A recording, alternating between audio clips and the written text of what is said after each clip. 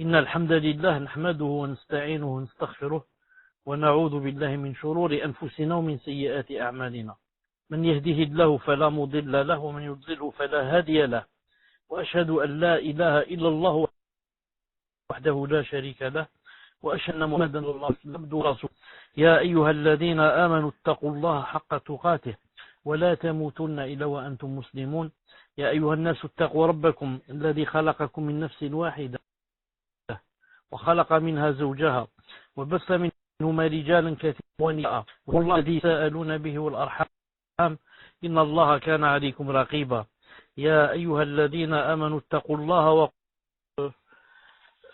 on parlait d'association, de polythéisme, on a vu l'association dans l'adoration, on a vu l'association dans les actes, aujourd'hui on va voir l'association dans les paroles, et il y a l'association dans les volontés et les intentions.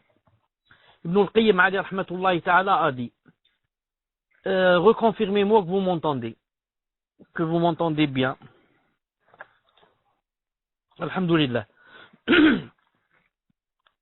Figure parmi les formes d'association à Allah Azza wa Jal, le shirk, le polythéisme dans les propos, comme le serment par autre que lui, Azza wa Jal. Ainsi que l'a dit le prophète sallallahu alayhi wa sallam, lorsqu'il a dit dans un hadith authentique, il a dit, celui qui jure par autre qu'Allah aura associé. Voir Irwa al-Ghalil de Sheikh al-Albani rahimahullah, numéro 1998, hadith authentique. Celui qui jure par autre qu'Allah aura associé. De même, le fait de dire à une créature, lorsqu'on lui dit Ma sha'Allah wa shi't, c'est-à-dire qu'advienne ce que Allah Azza wa Jal et toi avez voulu. Qu'advienne ce que Allah Azza wa Jal et toi avez voulu. Ainsi qu'il est rapporté authentiquement du prophète sallallahu alayhi wa sallam, auquel un homme dit Ma sha'Allah wa shi't. Il lui a dit qu'advienne ce que Allah Azza wa Jal et toi avez voulu. Il lui répondit sallallahu alayhi wa sallam, fais-tu de moi un égal à Allah? Fais-tu de moi un égal à Allah? Dis Ma sha'Allah wahdah. Qu'advienne ce que Allah Azza wa Jal seul a voulu. Voir Silsila Sahiha, tome 1, page 266. Dis qu'advienne ce que Allah seul a voulu.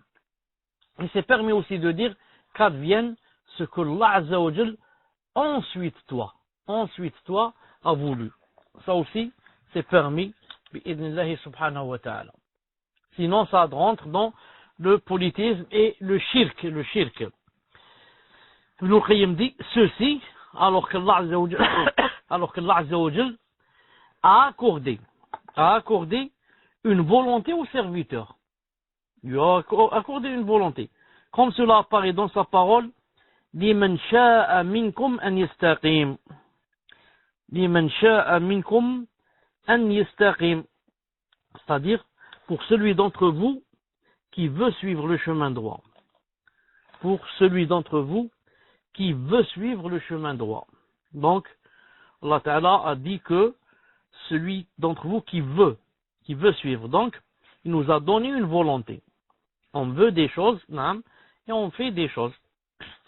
Alors, que dire de celui qui dit je me fie à Allah et toi? C'est-à-dire, tawakkaltu ala Allah wa alayk.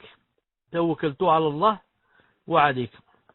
Les savants ont dit, ce n'est même pas possible de dire tawakkaltu ala Allah thumma alayk. Ce n'est même pas possible de dire je me fie à Allah ensuite à toi. Parce que le tawakkul ne peut être qu'à Allah Azza wa Jal.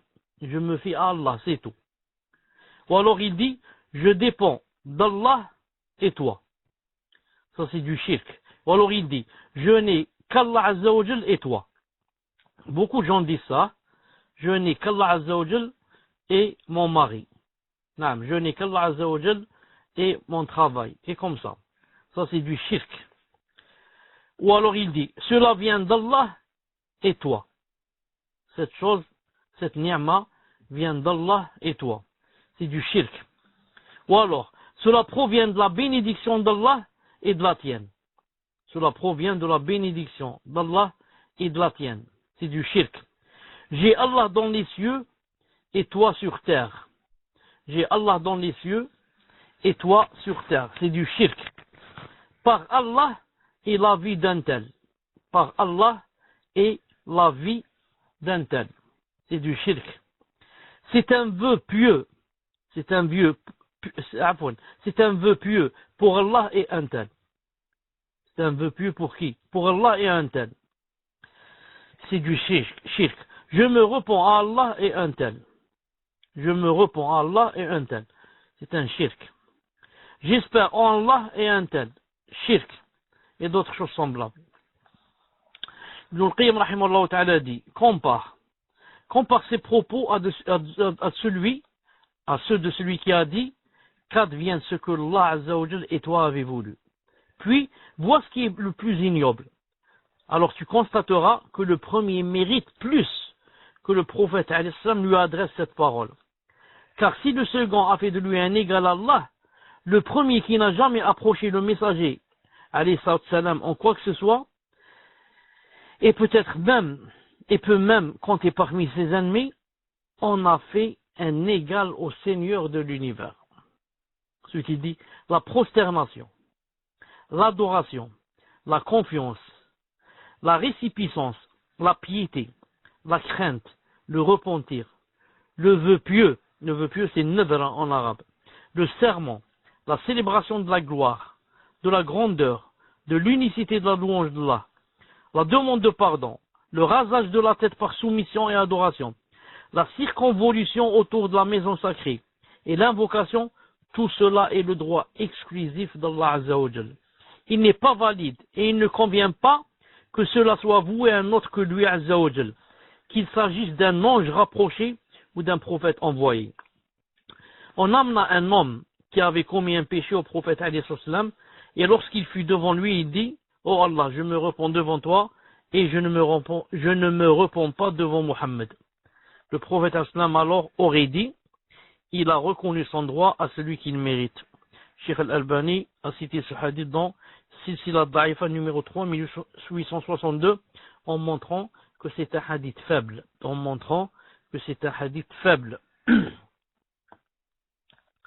Maintenant, on va parler de l'association à Allah Azza wa Jal dans les volontés et les intentions. On venait de parler de l'association dans les propos, dans les paroles. Et maintenant, on va voir l'association à Allah dans les volontés et les intentions. Les volontés et les intentions. Vous écrivez le titre, Inch'Allah? Vous l'avez écrit. Quant à l'association à Allah Azza wa Jal dans les volontés et intentions, c'est un océan sans rivage. C'est un océan sans rivage. Tellement grand. Et peu en sont épargnés. Celui qui vise à travers son acte autre que le visage d'Allah, ou bien porte une intention autre que le fait de se rapprocher de lui et d'obtenir sa rétribution, aura associé dans son intention et sa volonté. Tout ça, bien sûr, c'est dans l'adoration. La sincérité d'ikhlas consiste à ne viser qu'Allah Azza wa Jal à travers ses propos, ses actes, ses volontés et ses intentions. Et c'est la voie de droiture d'Abrahim alayhi salam, qu'Allah a commandé à tous ses serviteurs et desquels il n'accepte aucune autre voie. Elle est la réalité de l'islam. Allah Ta'ala dit dans le Coran, sourate Ali Imran, verset 85, وَمَنْ يَبْتَغِي غَيْرَ الْإِسْلَامِ دِينًا فَلَنْ يُقْبَلَ مِنْهُ وَهُوَ فِي الْآخِرَةِ مِنَ الْخَاسِرِينَ. Et quiconque désire une autre religion autre que l'islam ne sera point agréé, et il sera dans l'au-delà parmi les perdants. Parce que il y a même des juhal parmi les musulmans qui disent que chacun sa religion. Je dis le chrétien, il a sa religion, le juif a sa religion, et comme ça. Et nous on a l'islam. Donc il fait croire aux autres qu'ils sont sur la vérité et la droiture.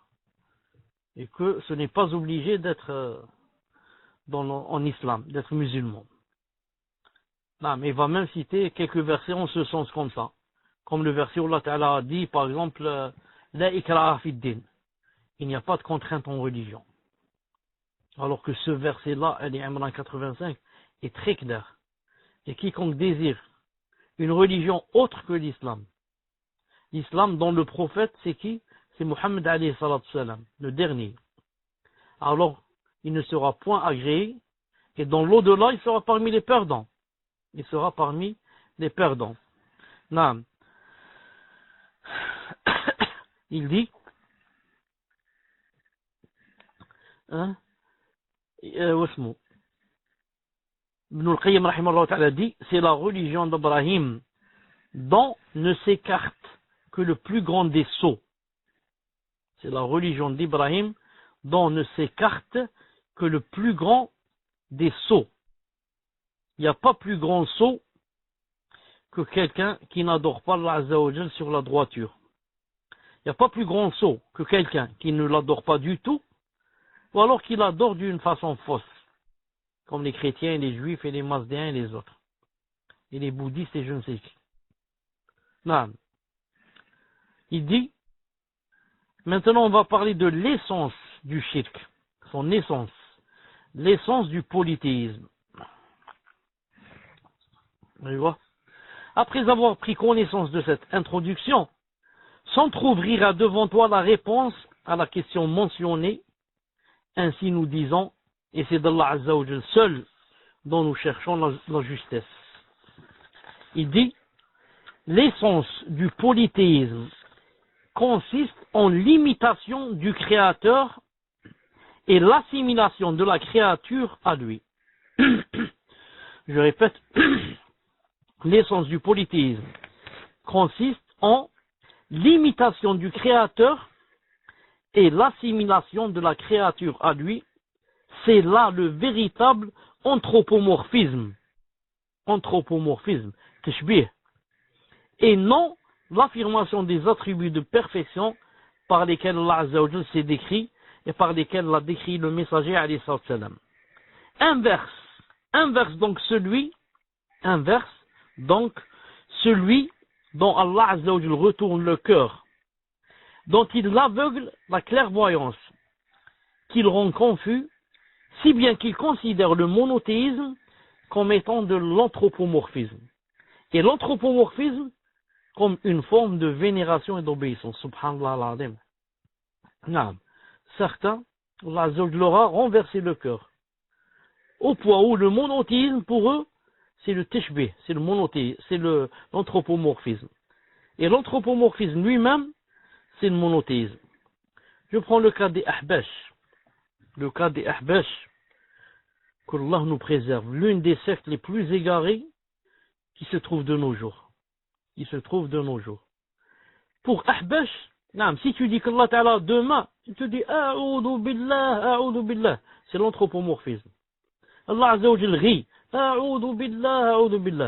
Allah Azza wa Jal descend au ciel du septième au premier ciel de la dunya, chaque nuit. A'udhu billah. Allah Azza wa Jal a deux yeux, A'udhu billah, et comme ça. Il te dit, ça y est, Dieu, tu l'as fait ressembler aux êtres humains. Tu as dit, il a deux yeux, tu as dit, il descend, tu as dit, il rit, il se met en colère. Khlas, c'est un être humain. A'udhu billah. Donc pour eux, le vrai monothéisme, c'est-à-dire attester ce que Allah a attesté pour lui-même, et attester ce que le prophète lui a attesté, ça devient de l'anthropomorphisme.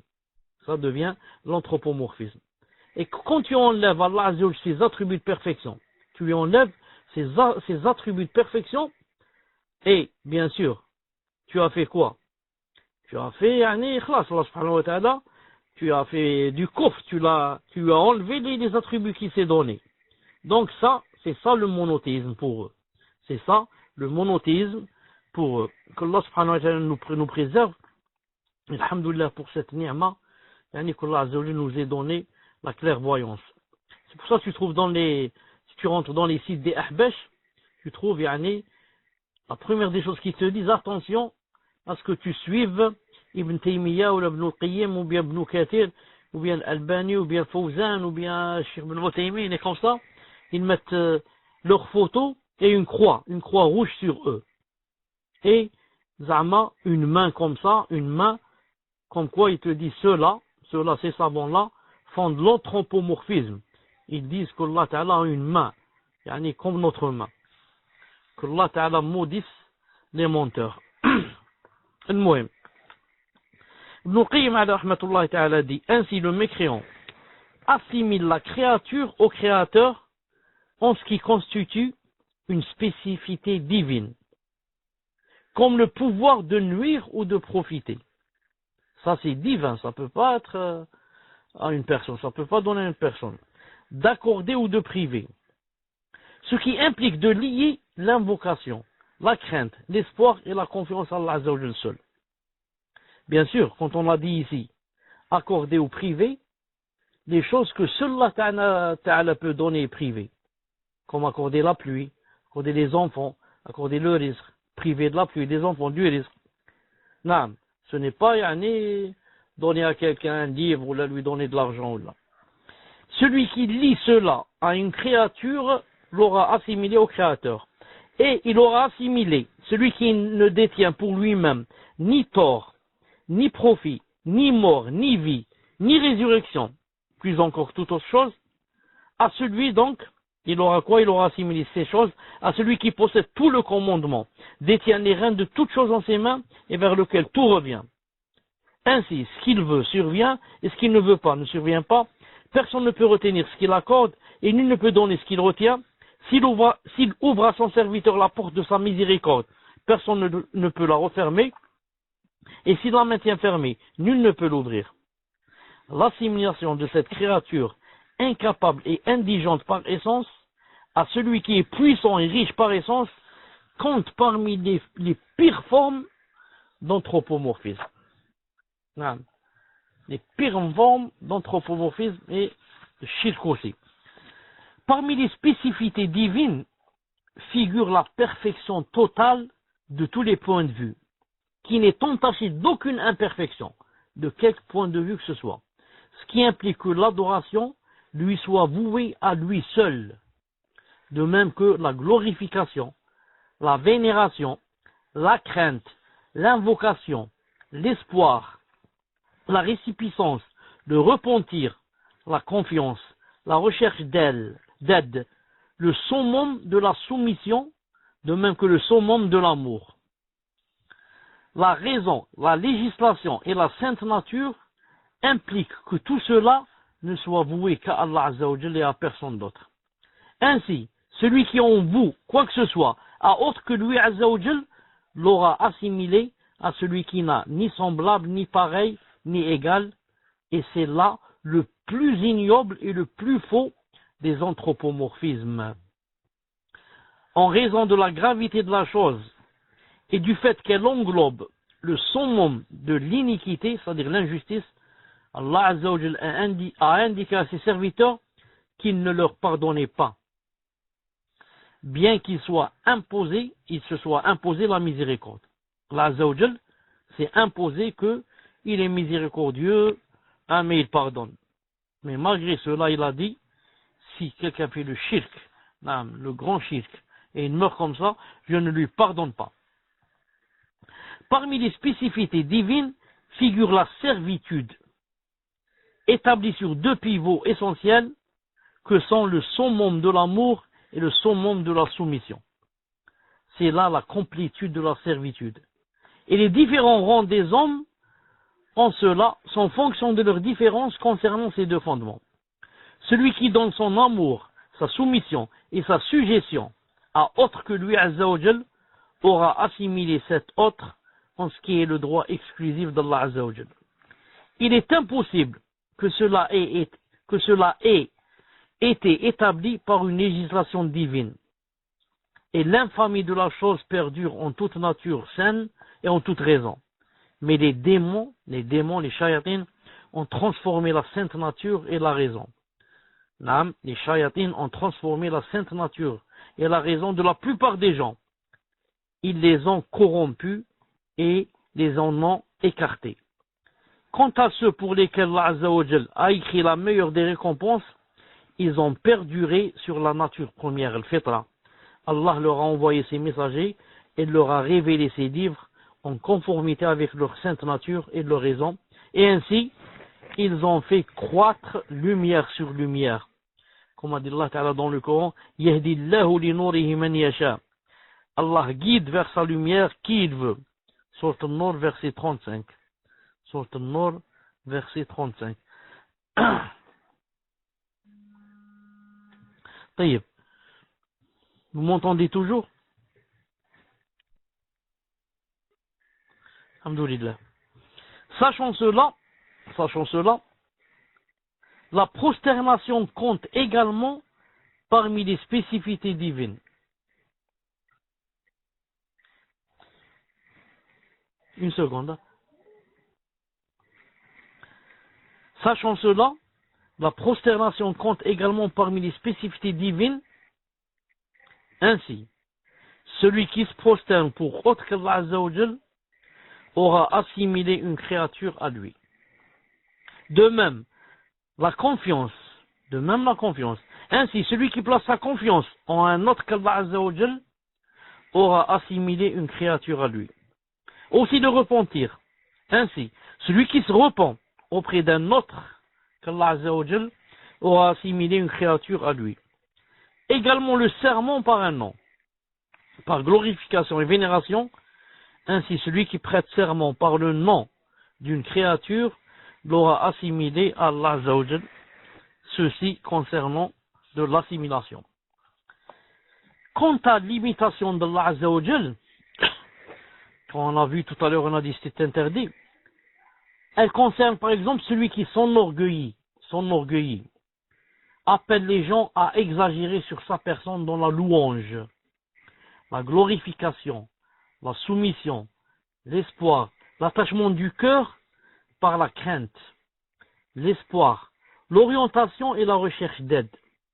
Celui qui agit ainsi aura imité Allah Azza wa Jal et lui aura disputé sa seigneurie et divinité. Et il mérite qu'Allah l'avilisse et l'humilie au plus haut point et qu'il le mette sous les pieds de ses créatures.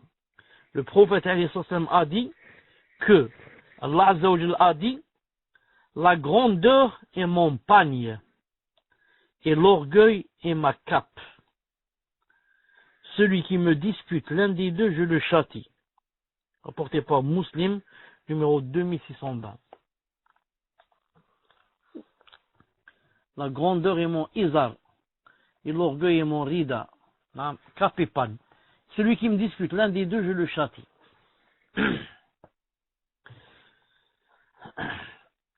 Je dis, Ibn al-Qayyim dit rahimahullah, si celui qui façonne des représentations de sa main, dessine et façonne des représentations de sa main, compte parmi ceux qui auront le pire châtiment au jour de la résurrection, en raison de sa seule imitation dans l'œuvre. Alors que dire de celui qui imite Allah Azza wa Jal en la seigneurie et en la divinité, comme l'a dit le prophète sallallahu alayhi wa sallam. Une seconde, téléphone.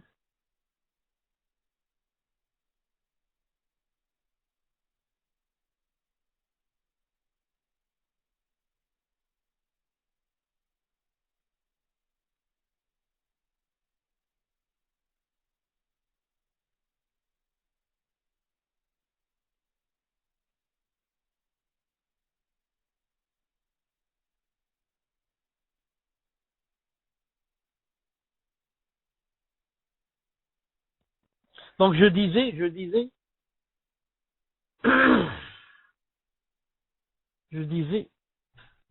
si celui qui façonne des représentations de sa main compte parmi ceux qui auront le pire châtiment au jour de la résurrection. Pourquoi? En raison de sa seule imitation dans l'œuvre. Alors que dire de celui qui imite Allah Azza wa Jal en la seigneurie, en la divinité? Comme l'a dit le prophète sallallahu alayhi wa sallam dans un hadith rapporté par Bukhari et Muslim, qu'est-ce qu'il a dit? Il a dit: ceux qui façonnent des représentations auront le pire châtiment au jour de la résurrection. On leur dira, faites vivre ce que vous avez créé. Ceux qui fassent des représentations auront le pire châtiment au jour de la résurrection. On leur dira, faites vivre ce que vous avez créé. Vous avez bien entendu ce que Allah Ta'ala va dire à la personne qui a dessiné par exemple un être humain. Que va lui dire Allah Ta'ala? Fais vivre ce que tu as créé. Il ne va pas lui dire fais vivre ce que tu as dessiné, ni façonné. Pour lui montrer que, pour Allah Azza wa Jal, c'est de la création. C'est comme si tu as créé. Subhanallah al-Azim. Vous voyez comment c'est grave. Il ne dit pas fais vivre ce que tu as dessiné, ce que tu as créé. Non. Car c'est Allah Ta'ala qui façonne. Et bien sûr, il ne pourra pas créer. Dans un autre hadith, lui dit, donne-lui l'âme. Puisque maintenant tu as le corps, tu as façonné le corps, alors donne l'âme à ce corps pour qu'il vive. Il a dit également, le prophète a dit également, Allah Azza wa Jal a dit, qui est plus injuste que celui qui cherche à façonner une créature comme moi? Qui est plus injuste que celui qui cherche à façonner une créature comme moi? Ensuite il a dit, qu'il crée donc une petite fourmi, qu'il crée donc une graine, ou qu'il crée un cheveu. C'est un hadith Qudsi rapporté par le Bukhari 7120 et Muslim 2111. Taïb. J'ai remarqué dans ce hadith que celui qui a traduit a rapporté que, à la fin il a dit qu'il crée donc une petite fourmi, une graine ou un cheveu. Alors qu'en fait Allah Ta'ala ne parlait pas de cheveux, mais il parlait de graines d'orge.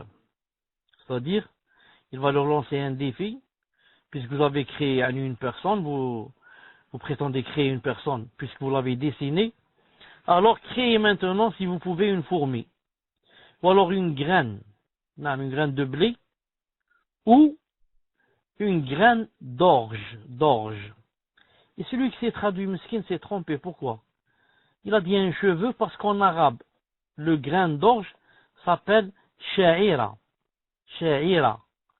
Et celui qui a traduit n'a peut-être pas remarqué le ya de sha'ira. Donc il a lu sha'ra. Sha'ra, et sha'ra c'est cheveux. Donc au lieu de lire sha'ira, il a lu sha'ra. Donc, le hadith a dit grain d'orge et lui il a dit cheveux. En somme, c'est là la condition de celui qui cherche à imiter Allah Azza wa Jal dans la création d'une représentation. Alors que dire de la condition, c'est-à-dire que dire de lui arriver, que dire de la condition de celui qui limite en ce qui lui est spécifique dans sa seigneurie et divinité. De même, celui qui cherche à l'imiter en un nom qui ne convient qu'à Allah Azza wa Jal. Un nom qui ne convient qu'à Allah Azza wa Jal. Comme par exemple, Malik al-Moulouk, le roi des rois, le souverain suprême, et autres. Il est rapporté authentiquement que le prophète sallallahu alayhi wa sallam a dit dans un hadith authentique rapporté par le Bukhari 5253 et Muslim 2143 que le prophète sallallahu a dit le plus ignoble des noms auprès d'Allah Azza wa Jal est celui d'un homme qui s'est nommé roi des rois, alors qu'il n'y a de roi véritable qu'Allah Azza wa Jal. C'est là l'aversion et la colère d'Allah Azza wa Jal qui s'abat sur celui qui cherche à lui ressembler en un nom qui ne convient qu'à lui Azza wa Jal. Car il est le roi des rois et le seul souverain suprême, celui qui seul administre et règne sur tous les souverains. Naam. Voilà, Inch'Allah Ta'ala, pour le cours d'aujourd'hui. Le prochain cours, Inch'Allah Ta'ala, c'est la mauvaise opinion d'Allah. La mauvaise opinion sur Allah Azza wa Jal compte parmi les pires des péchés. La mauvaise opinion, avoir une mauvaise opinion d'Allah Azza wa Jal, ça compte parmi les pires des péchés. Et je n'ai pas voulu faire ça aujourd'hui parce que ça comporte 6 ou 7 pages. Non. طيب. Donc quand vous êtes prêts pour les questions, Inch'Allah Ta'ala, vous m'avertissez. سبحانك اللهم وبحمدك أشهد أن لا إله إلا أنت أستغفرك وأتوب إليك السلام عليكم